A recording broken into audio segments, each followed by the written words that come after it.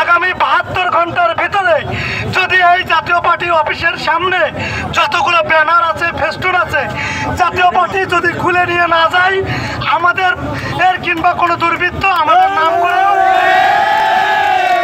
যদি কোনো রকম হামলা করে, কোনো রকম সংঘর্ষ হয়, তার দায় গণ অধিকার পরিষদ নেবে না।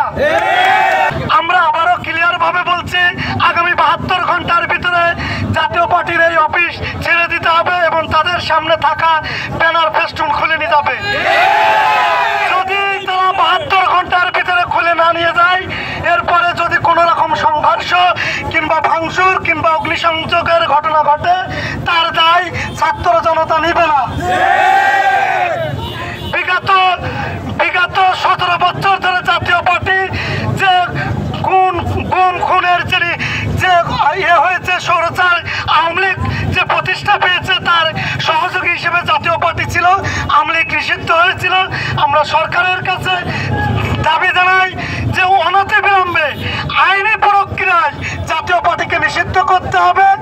এবং গতকাল যে আমাদের ভাইদের উপরে যে হামলা হয়েছে, তাদের যে হামলা হয়েছে, যে পুলিশ প্রশাসন সেনাবাহিনীর যারা এই হামলায় জড়িত ছিল, যারা আওয়ামী শাসন ব্যবস্থা বা আওয়ামী লীগ পুলিশ আছে, তাদের বাছাই করে তাদেরকে চিহ্নিত করে শাস্তির আওতায় আনতে হবে।